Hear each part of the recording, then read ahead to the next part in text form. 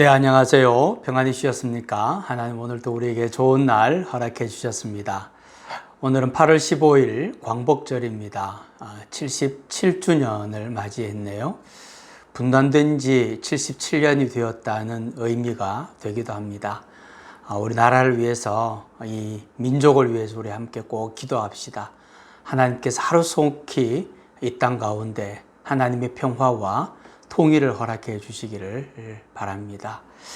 오늘은 출애굽기 16장 8절 말씀입니다.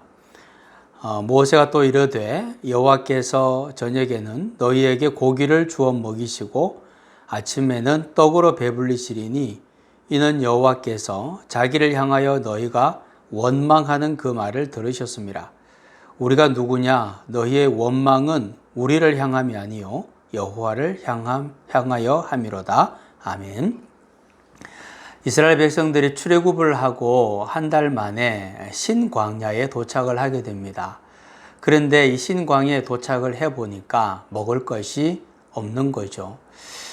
젊은 사람들이야 조금 견딜 수 있다고 해도 노인들이나 특별히 어린 아이들, 이 아이들이 배가 고파서 보채는 것을 보는 것만큼 힘이 드는 게 없습니다.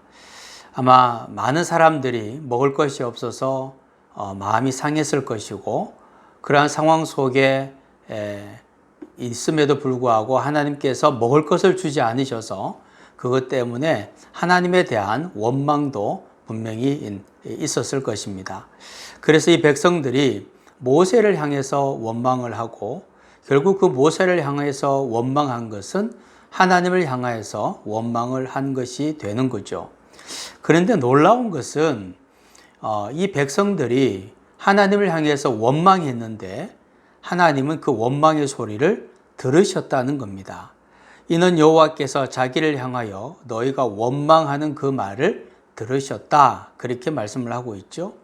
그래서 그 이스라엘 백성들의 하나님을 향한 원망에 응답하셔서 메추라기도 주시고 만나도 주시게 되는 겁니다. 불평을 들으셨다는 구절도 이 출애굽기에 보면 여러 곳에 나옵니다.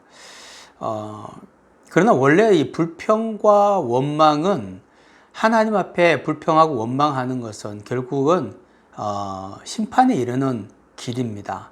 그런데 여기는 상당히 예외적으로 하나님께서 이스라엘 백성들의 그 원망을 들으셨다고 되어 있습니다. 그러면 하나님은 원망에도 응답을 하실까요? 한번 생각을 해봅시다. 지금 이 이스라엘 백성들은 출애굽한 지 한 달밖에 되지 않은 상황입니다. 영적으로 말을 하면 영적 유아기라고 할 수 있는 거죠. 그 영적인 유아기에서 아직 성숙하지 못하고 성장하지 못한 상황에서 하나님을 원망하는 것을 하나님은 인정하시는 겁니다. 다시 말하면 육체적으로 어린 아기들은 배가 고프면 무조건 울잖아요. 몸이 불편하면 무조건 울지 않습니까? 그냥 보채죠. 자기가 원하는 대로 안 되면 웁니다. 우리는 그것을 인정하고 그 아기를 돌보게 됩니다. 마찬가지죠. 영적인 유아기일 때는 이렇게 원망하는 것까지도 하나님께서 인정하시고 받아주셨다는 겁니다. 그러나 세월이 지나면 반드시 성장해야 되는 거죠. 이 자리에 머물면 안 됩니다. 원망도 인정되는 영적 유아기, 그러니까 나는 원망도 인정되니까 나는 영원히 원망하는 자리, 원망해도 응답되는 자리, 영적 유아기에 머물겠다. 만약에 그렇게 생각하신다면 평생 만나만 먹고 살게 될 것입니다.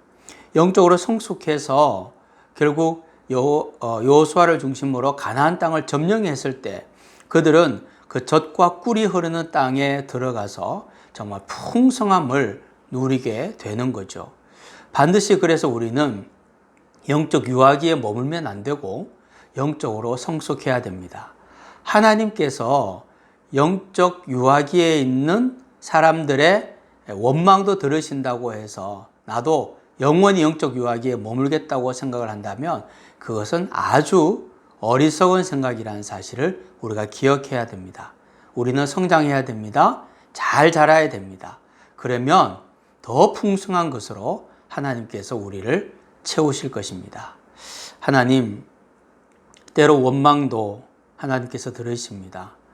그러나 영적 유아기에 있는 사람들의 이야기임을 잊지 않게 하여 주시고, 영적 유아기에 오랫동안 머무는 것은 결단코 좋은 것이 아님을 알고 믿음으로 자꾸 성장하고 주님을 닮아가는 삶이 되어서 더 큰, 더 풍성함을 누리며 살게 하여 주옵소서.